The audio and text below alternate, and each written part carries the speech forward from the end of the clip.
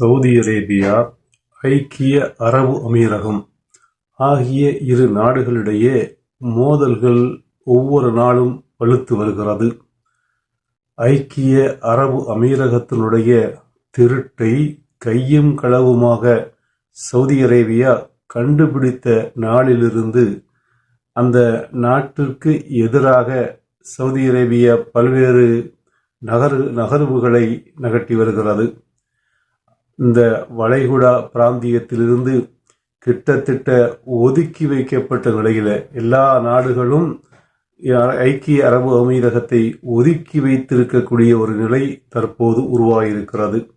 இந்த நிலையிலிருந்து தப்புவதற்காக வேண்டி சவுதி அரேபியாவுடைய ஆட்சியாளர்களிடத்தில் பல்வேறு சமரசங்களை ஐக்கிய அரபு அமீரகம் பேசியும் சவுதி அரேபியா அதை ஏற்றுக்கொள்ளவில்லை.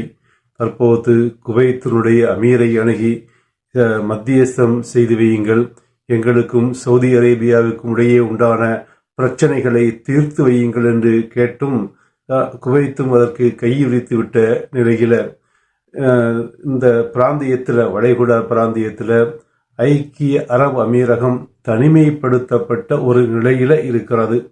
இதற்கு முக்கியமான காரணம் ஏமனிலிருந்து தொடங்கியது.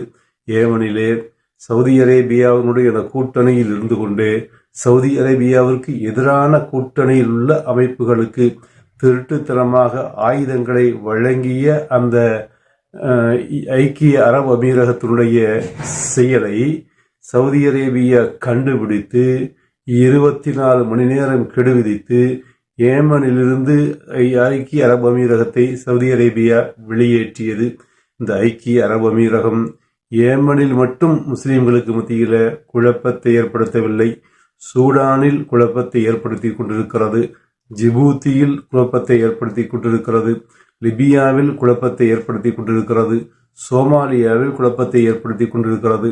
இப்படி பல்வேறு நாடுகளில் ஆயுதங்களை விற்பதற்காக வேண்டி காசு பணம் என்ற ஒன்றை மட்டுமே இலக்காக கொண்டு ஆயுதங்களை விற்பதற்காக வேண்டி முஸ்லிம் நாடுகளை சூறையாடுவதையும் முஸ்லிம் நாடுகளுக்கு மத்தியிலேயே குழப்பத்தையும் சண்டையையும் மூட்டுவதையும் இலக்காக கொண்டு செயல்பட்டு வரக்கூடிய நிலையில ஏமனிலிருந்து வெளியேற்றப்பட்டு விட்டது.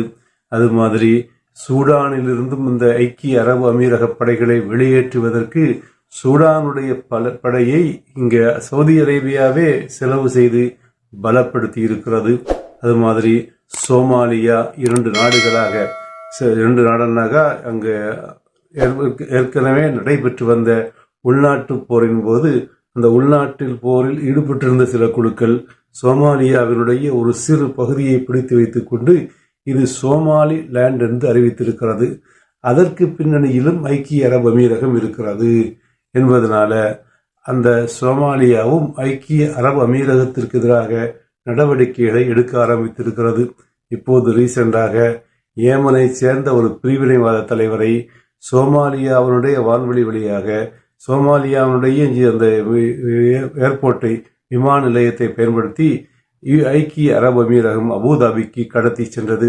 சோமாலியாவினுடைய வான்வெளி வெளிகளை பயன்படுத்தக்கூடாது என்ற தடையை சோமாலியா விதித்திருந்தும் அதையும் மீறி சோமாலியாவினுடைய அந்த வான்பரப்பை பயன்படுத்தி ஏமனுடைய பிரிவினைவாத குழுவினுடைய ஒரு தலைவரை அபுதாபிக்கு கடத்தி சென்றது சோமாலியாவுக்கு மிகுந்த கோபத்தை ஏற்படுத்தி இருக்கிறது.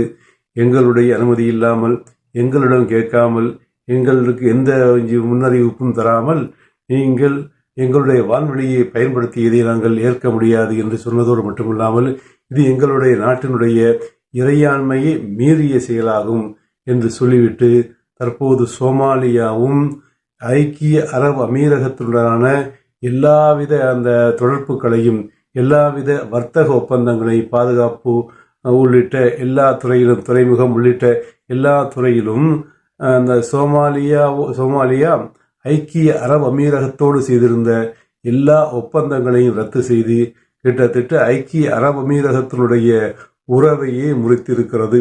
இப்படி வளைகுடா பிராந்தியத்திலிருந்து ஓரம் கட்டப்பட்டிருக்கக்கூடிய ஐக்கிய அரபு அமீரகம் தற்போது ஒவ்வொரு நாடுகளாக அதை ஓரங்கட்ட ஆரம்பித்திருக்கிறது. அதற்கு முக்கியமான காரணம் காசு பணம் என்ற ஒன்றை மட்டும் இலக்காக கொண்டு ஆயுத வியாபாரங்கள் செய்து முஸ்லிம் நாடுகளுக்கு மத்தியில பிரிவினைவாத குழுக்களை தூண்டிவிட்டு அவர்களுக்கு மத்தியில் மோதல்களை உருவாக்கி குளிர்காய நினைத்து அதன் மூலம் சம்பாதிக்க நினைக்கிறது UAE.